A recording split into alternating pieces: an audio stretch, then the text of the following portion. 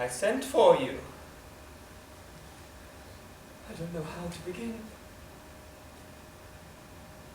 I'm waiting for nightfall, for the shadows to lengthen in the gardens, till those of the trees and the statues move indoors, conceal my face and hands, conceal my words, still hesitant these, not fully articulated, words I don't know and am afraid of.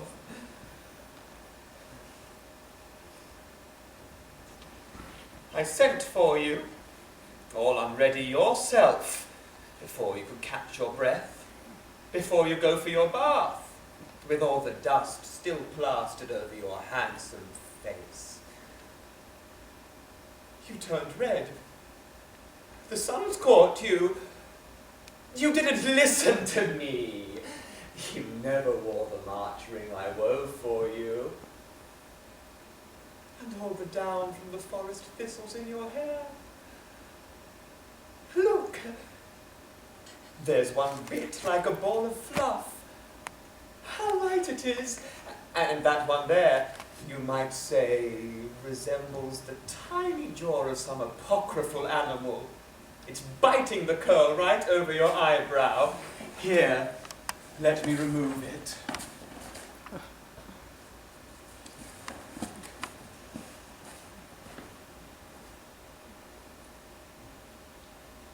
The day's well advanced.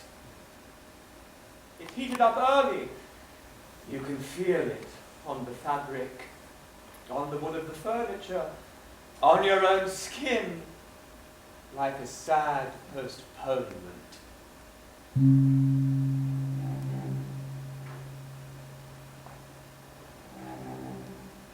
The clack of the loom sounds odd.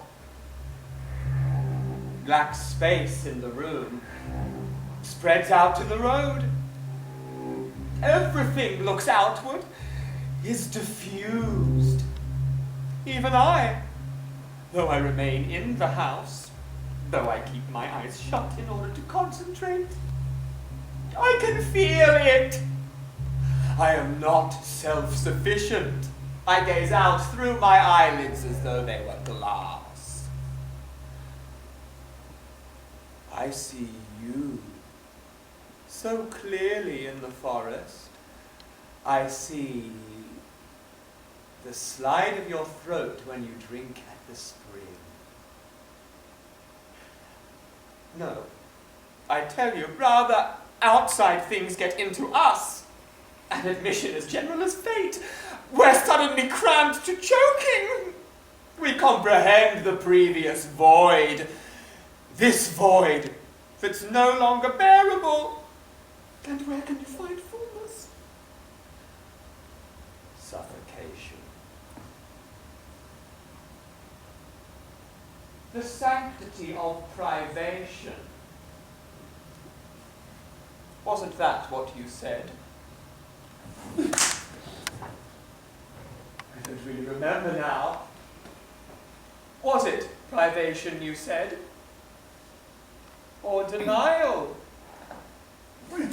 What thoughtless words! The victory of will! What will? What victory?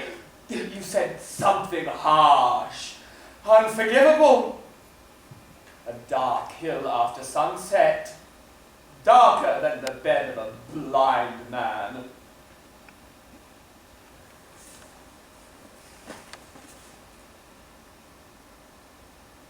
Sanctity prior to sin is something I don't believe in. I call it sickness.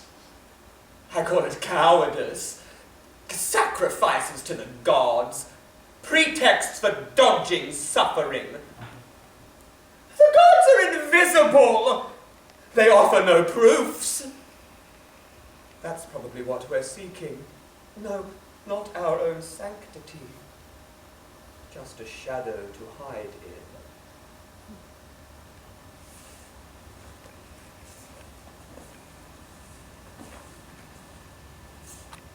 I know that you feel love for yourself alone, when you're alone, in front of the mirror. I've seen the traces on your sheets. I've smelt them. It's then we forget about the gods.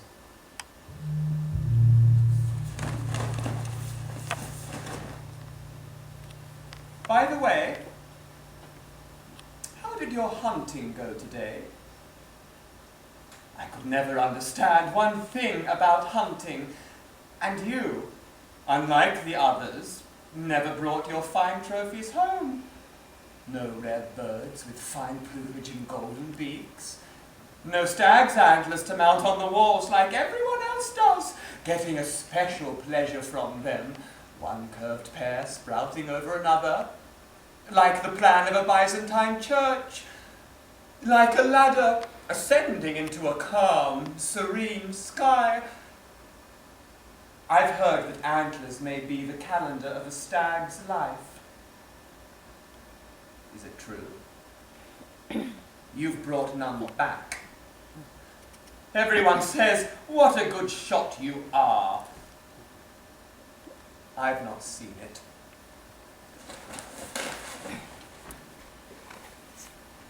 At times, I've thought of dressing up as one of your slaves or grooms to come hunting with you, to know you in your own territory, see how you run, aim, kill, follow your fine, untrammeled movements, all directed to one specific goal, one objective, with that fluency and precision brought by practice, experience.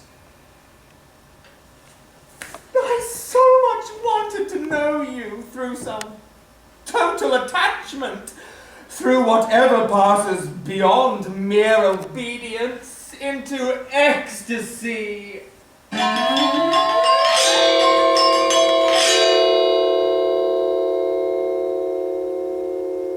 I tell you frankly, many times I've dreamed of going to ground in a forest thicket and of rattling the branches like a wild beast so that you would shoot me and I'd be your prize quarry. What do you really hunt? Do you maybe offer your whole catch up to Artemis? Even so, I'd love a deep blue feather for my hat. Perhaps you could dedicate something to me as well? Deep blue, yes. Like my eyes. And yours too. Remember? It was your father who first pointed that out. At the time, I was flattered, and so too perhaps were you. You blushed. That night, out in the forecourt, with the lamps hung in the vine arbor, when you first came to Athens for the festival at Eleusis, unforgettable days. So, a deep blue feather that I'll be able to hear blowing above my forehead in secret whispers, conveying to me messages from the forest, the springs, the trees, the parliament of birds. Dreams upon dreams!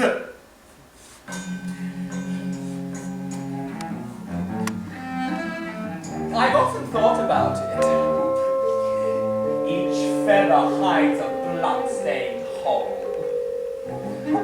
Or maybe each feather pierces a blood-stained hole in our flesh. At other times, I think that feathers are our bodies flowering, and only when thought plucks them does there open the red hole that never thereafter closes.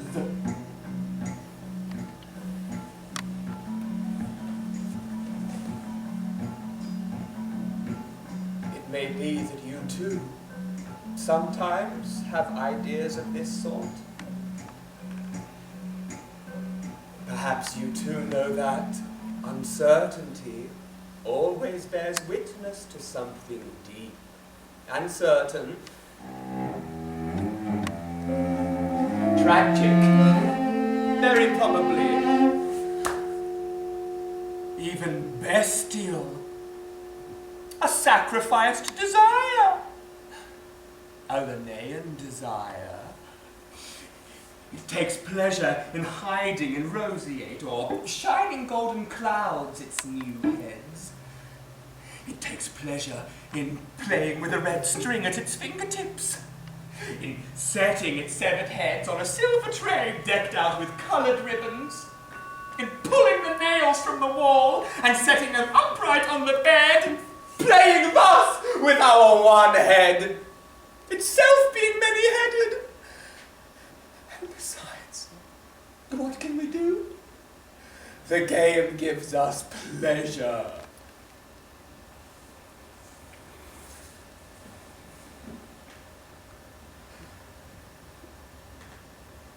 Our only consolation, as my nurse has a habit of saying, is to meditate day and night on our death.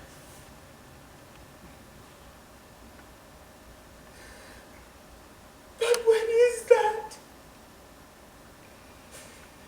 Its soothing certainty belongs to our future, while the least instant of our present, whatever its claims, is more absolute than death.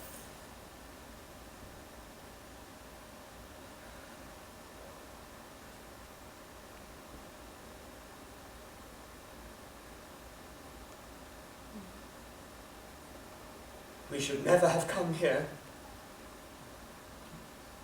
Here, everything is yours. Countless eyes spy on me in the darkness, lest I snatch some part of your purity. In Athens, things were different. I had my own space, and you were awkward then, nervously shy and courteous all at once. I was delighted by this ignorance of yours, this expectancy. I thought it was directed at me. And perhaps it was. One evening, when I greeted you on the stairs, before we'd yet lit the lamps, your hand trembled, and for a moment you raised your head to my shoulder level.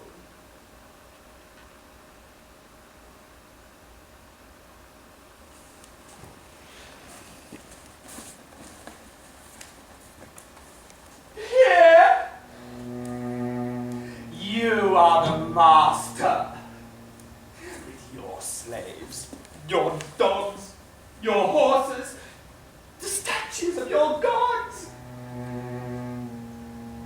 I find your ease suffocating. This house is filled with your shadow.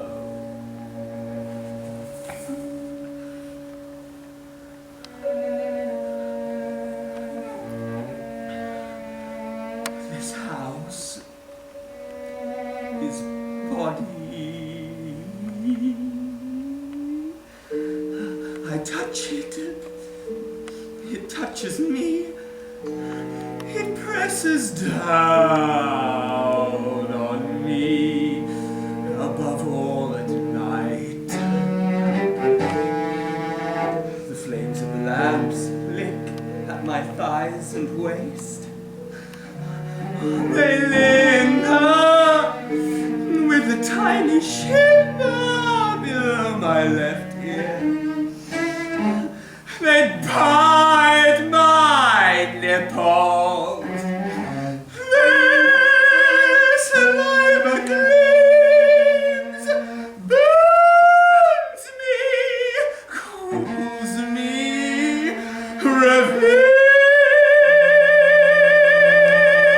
me.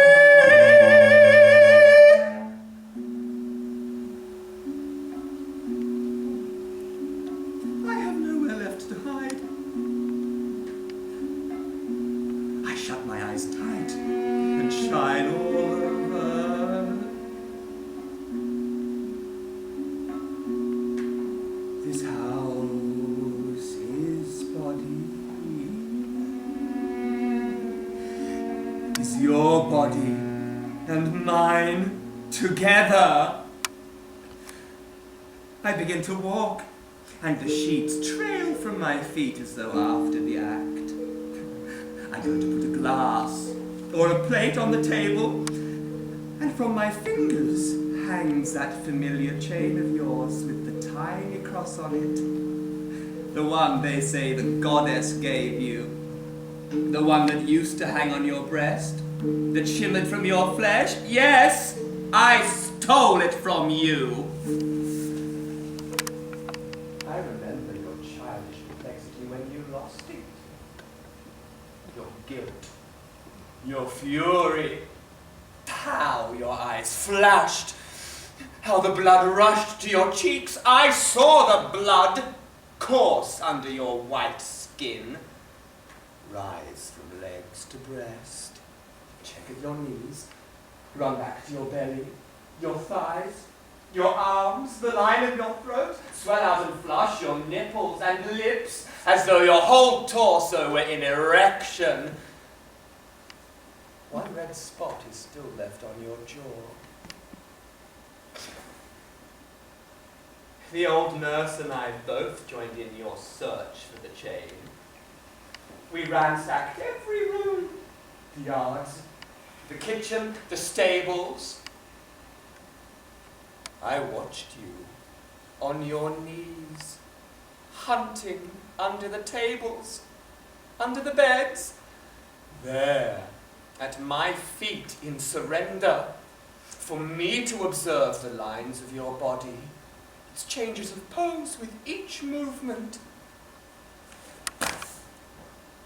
I knelt down too, so, right beside you, both of us on all fours, crawling like awkward babies, ecstatic when faced with some unknown, expected prize, or like newborn creatures seeking their nourishment in a treacherous thicket, wild from their hunger, with a second, stronger hunger.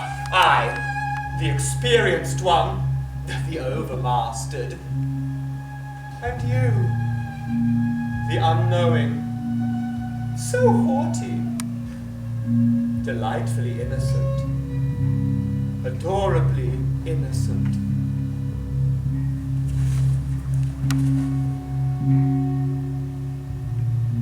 Another time, you lay face down on the ground to grope under the wardrobes, low, restless, working your way in as though making love. And I was the floor on which you threw yourself. And I felt you inside me, even as I stood there and watched your every movement, recording it on my touch and taste. Of course, we never found the chain I wear at night, in bed, when Theseus is away, the chain I press to my bosom. Can't you see its impressions, link by link, scored in my flesh? And the tiny crucified figure impressed between my breasts? I think if you loved him, he'd truly rise again. Although I've learned my lesson well, resurrection can only be a solitary act of renunciation, and not an act of union.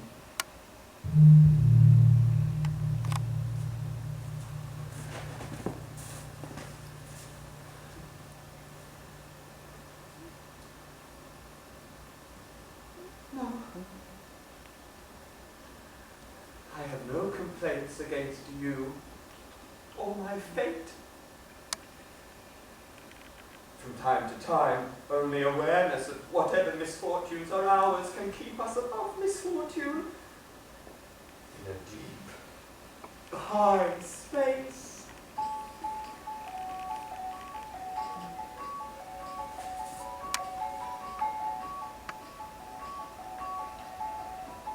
All about me spreads the compassion of a timeless starlight. My own compassion for the whole world, and, naturally, for my own self. Then, I have not the slightest need to fly.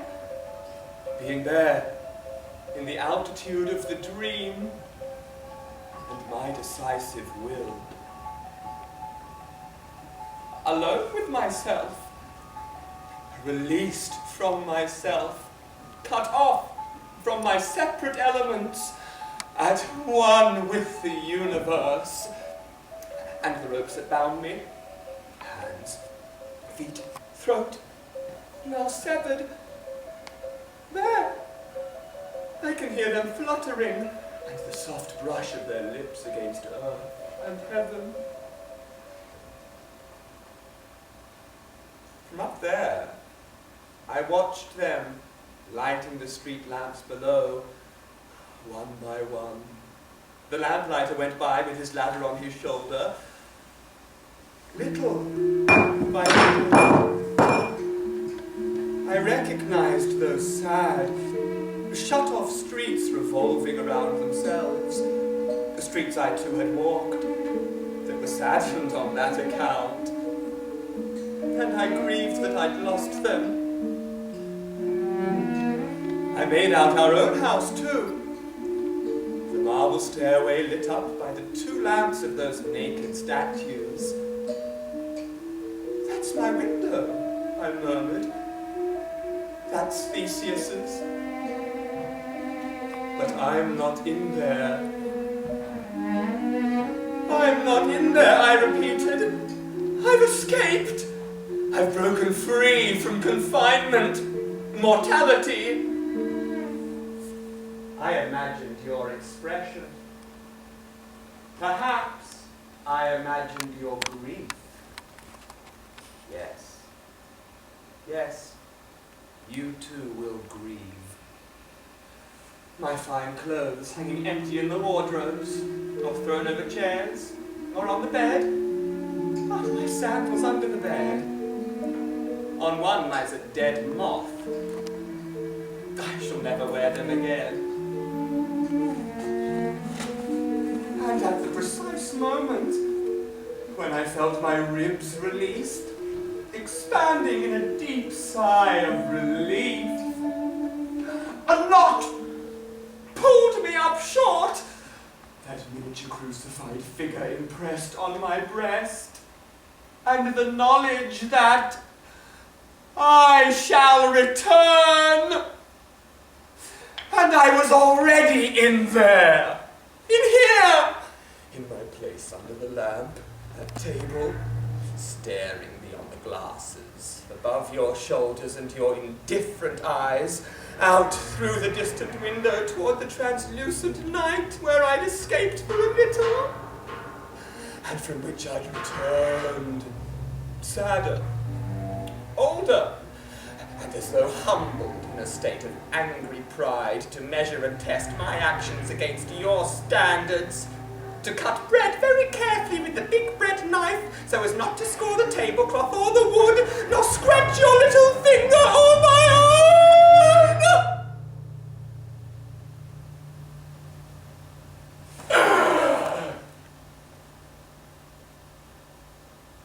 My God! I can't bear this pretense. I feel as though my every gesture leaves on wall and floor and ceiling, or on the furniture, an enormous shadow. The shadow increases, spreads, grows from one moment to the next, reflecting all my secret inward stirrings. I no longer know where to stay. Besieged as I am by my shadows, too visible now.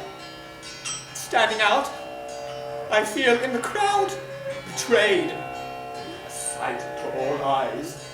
A target for slaves, dogs, their master, you. Watching my shadow's constant changes. They're really more like beasts. A lion with its claws rips up the scarlet coverlet. A tigress gnaws the velvet on the sofa.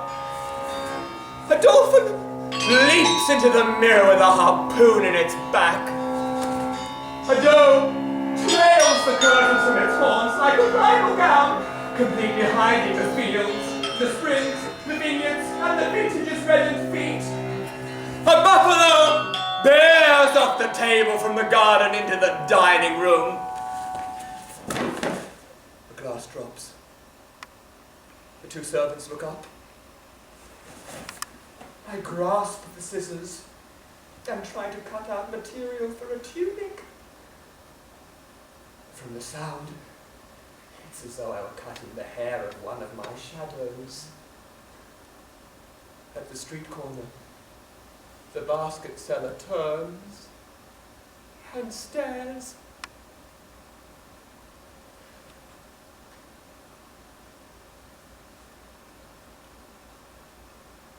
The whole day through, I wait for nightfall to see if my shadows will be swallowed up by darkness, so I can fill up less space, be shut in my own kernel, become like a grain of wheat in the earth.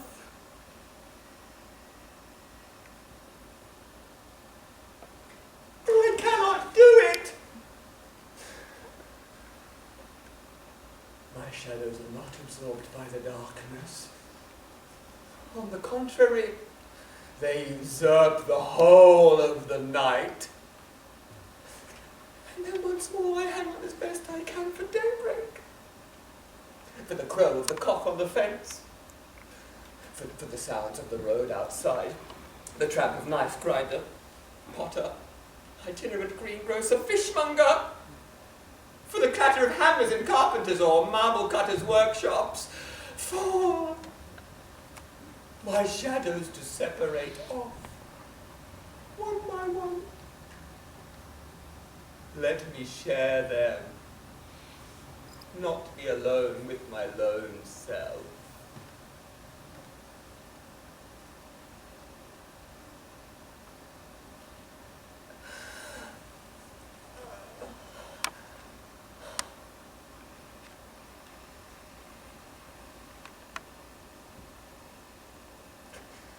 I can't bear these spring nights.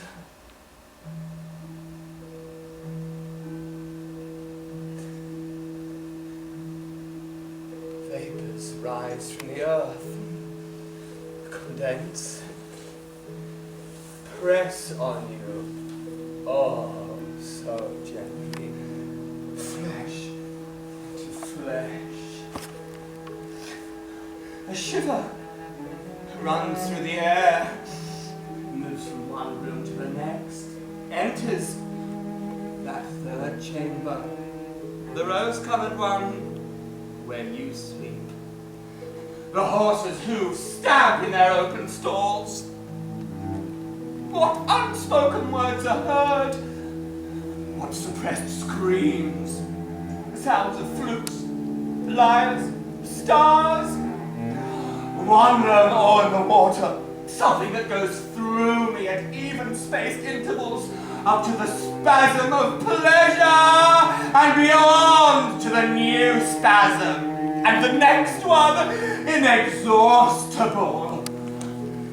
And the sheets, damp with warm water, sperm, and sweat, and the garments and underwear thrown around the floor, and the others in linen chests and wardrobes wrung out so they drip, small drops that solidify instantly, crystallize, stalactites, stalagmites in the deep caves within us, strange glass forests, glass figures of birds, men, trees, beasts, erotic glass groups in an underground, feverish dampness. A round black insect suddenly pops up from nowhere, with its wings folded under its hard carapace. It explores the slippery surface with countless, most delicate feet, but doesn't move forward. It sits there. A black eye, not a blind man's, an extracted eye, cut loose from the facial nerves, an eye, globular, all surveying. It sits, stares, deters. A knot, like the knot in your throat that obstructs your speech, obstructs your vision too. The thing like heart failure, the end, observing the end. Ah! Terror and exaltation of finality. The whole thing shouldn't be finished, you and me and our dissension. My God, what ridiculous sentiments. So exaggerated. They don't even leave us the slightest free room of our own to take a step forward, even toward our death. What a childish story. Odd. Odd.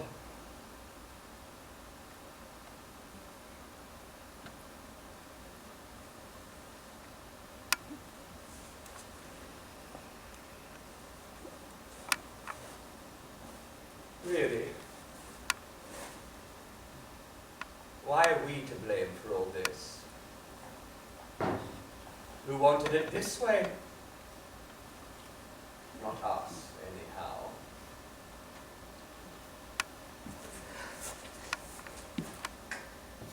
Night and day, my God, are both unbearable. In the morning, when we're scarcely awake, more tired than when we went to sleep, our first action, even before we wash or drink our coffee, is to reach out a hand and take our brittle, dry mask from the bedside table and fix it on our face as though in guilt, sometimes with flour paste or fish glue, sometimes with that tacky stuff that cobblers use to glue leather.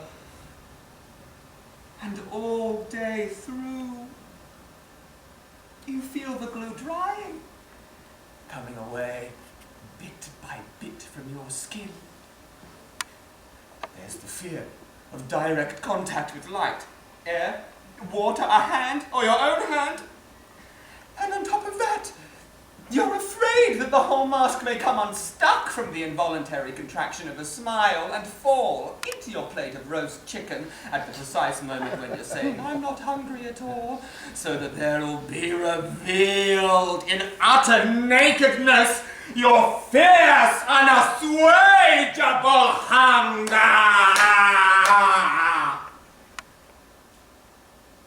The hell with it!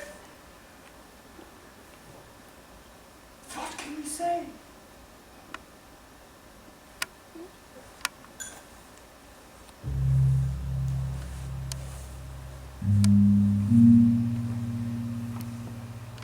Evening is drawing on.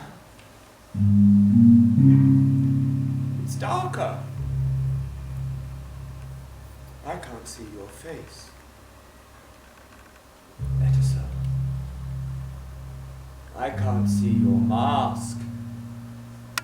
Because you too wear a mask. Call it sanctity. Call it purity, a mask. Better so. I can predict, even in darkness, your look of horrors. Remember, you stupid, beautiful boy, those who have suffered much know that vengeance is theirs, although they recognize their own unaccountability and that of others.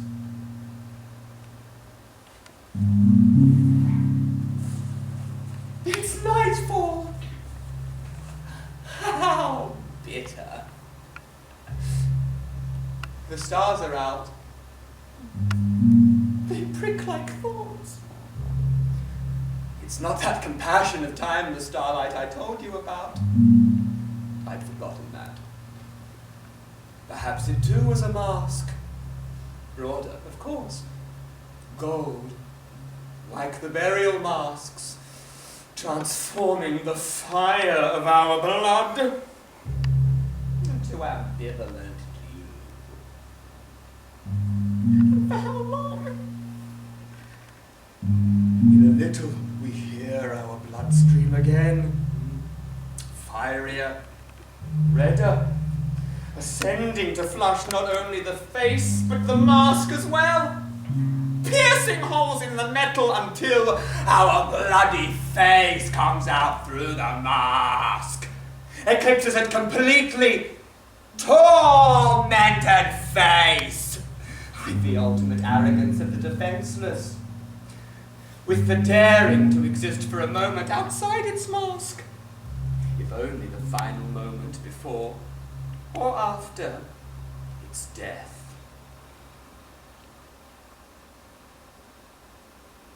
The holy, the humble lie, that I could not sustain. I cut up the mask and threw it at your feet. I did not perforate it. I did not cover it with my face.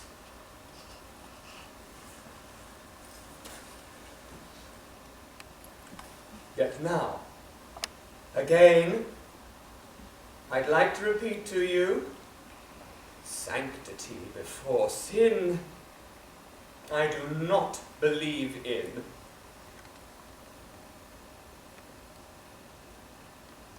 I believe in nothing. I understand nothing.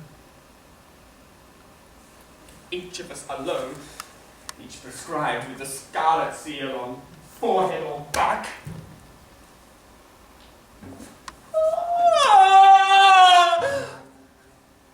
A flower vase falls in the dark corridor. Your movement to save it comes too late.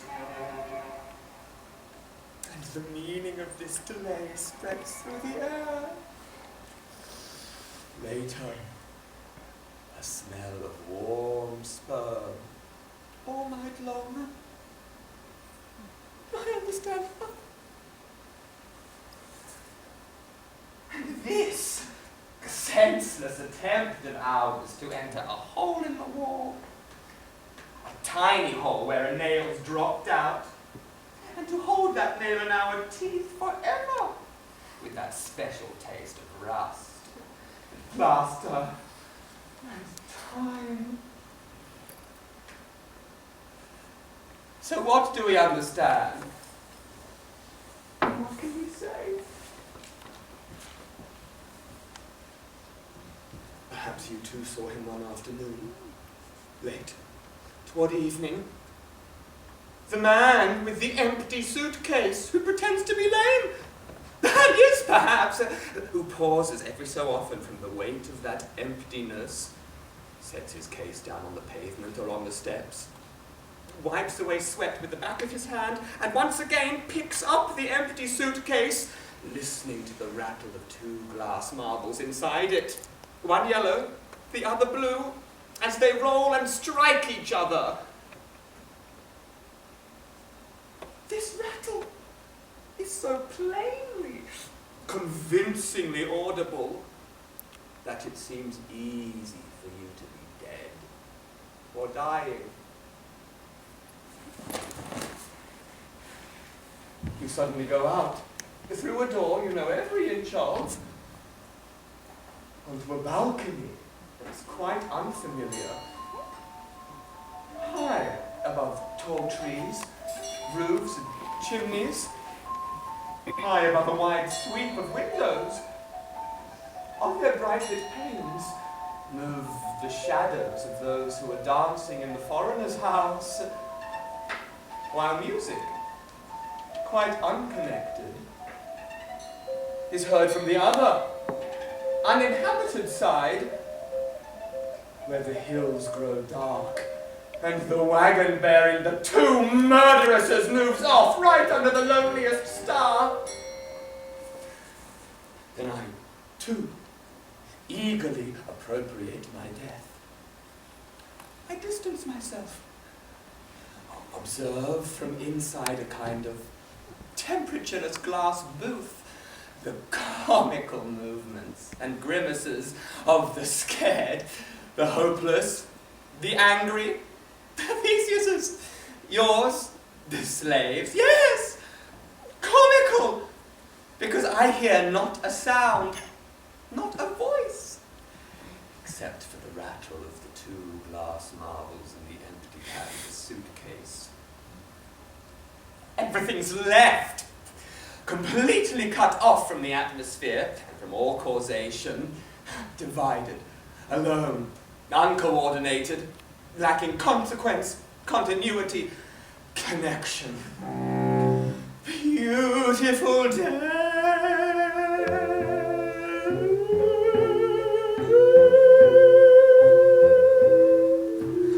Silence that watches and listens to silence. For a little, I'm enjoying myself. I no longer need a mask now that no one can see me. I remain still in my freedom to move.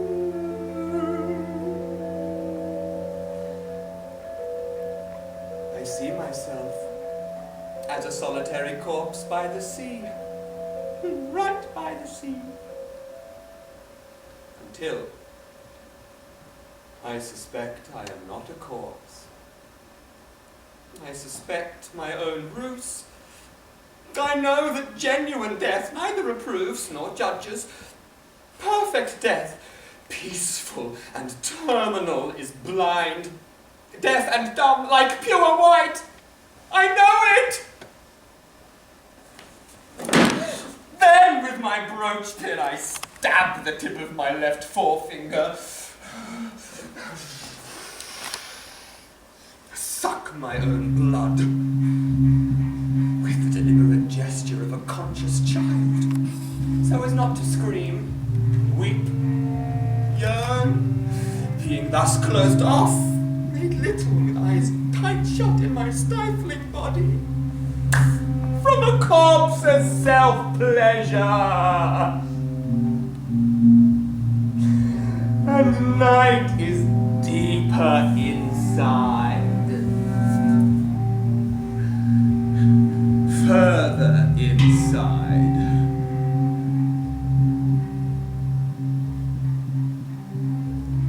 The night spreads like a universal suicide, surrenders bodies naked to a gigantic marble mortuary. The dead no longer worry about concealment. Ah! That insatiable, ugly hunger, right up to and in the face of death!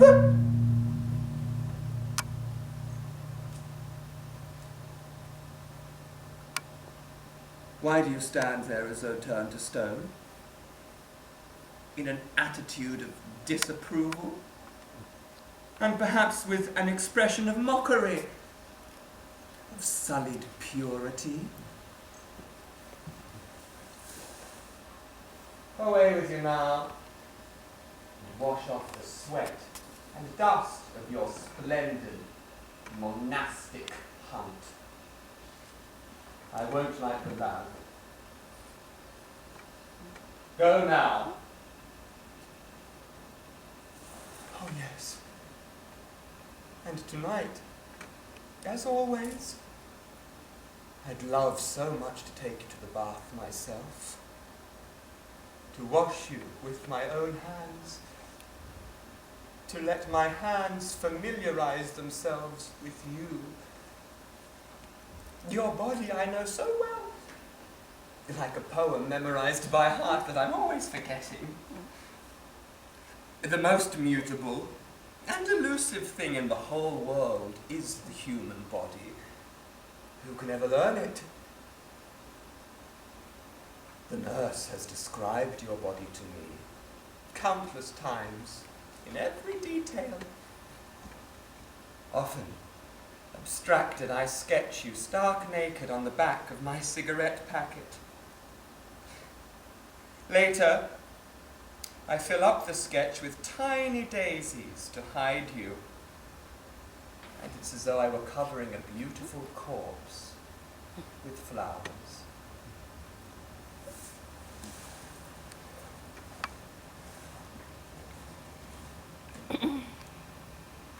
What's the first thing, honestly, anyone will conceal? The sketch. Hands, mouth, eyes. Always the same desire. The same uncommitted sin. The game in reverse. The same red string, the same 7 heads, the same nails. And the black umbrella above the steps, down which the 5 children were thrown. Outside, on the street, citizens jostle, hurry, shout, clutch banners. The soldiers drop to one knee, fire volleys. And I, at the window, witness the scarlet river in the gutter, and am deeply embittered. Not so much for those killed, as for that umbrella above the steps, and for those 5 children, my own, my fantasy children, more mine than those I bore.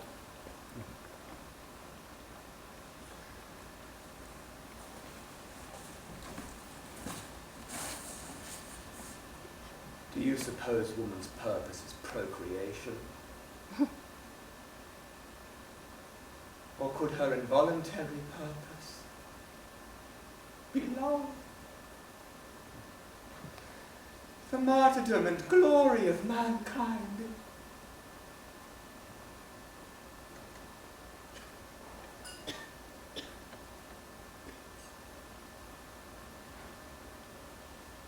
You may go.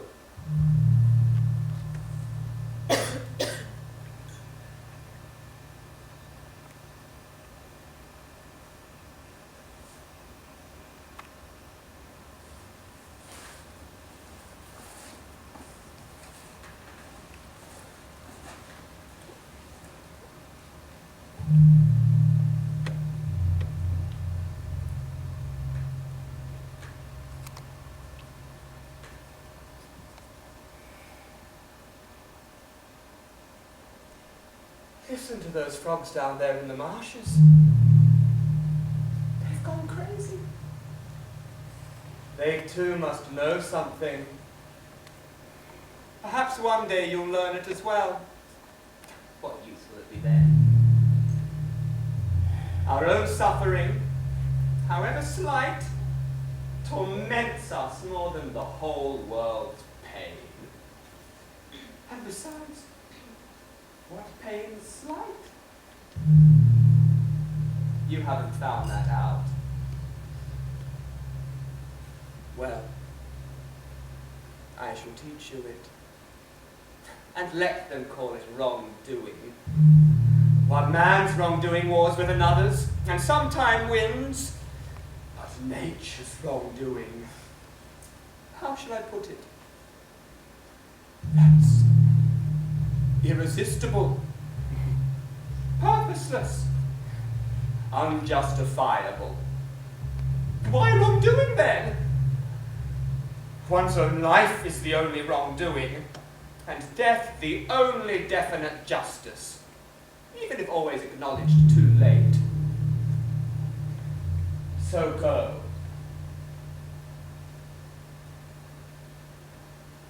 Why do you stand there as though turned to stone? Off with you now to your bath. Go and wash yourself clean of my vile words. My vile eyes. My red, befouled eyes. Perhaps in there, just for a little, you too will remove your mask. Your glass armor. Your frozen sanctity. Your murderous cowardice!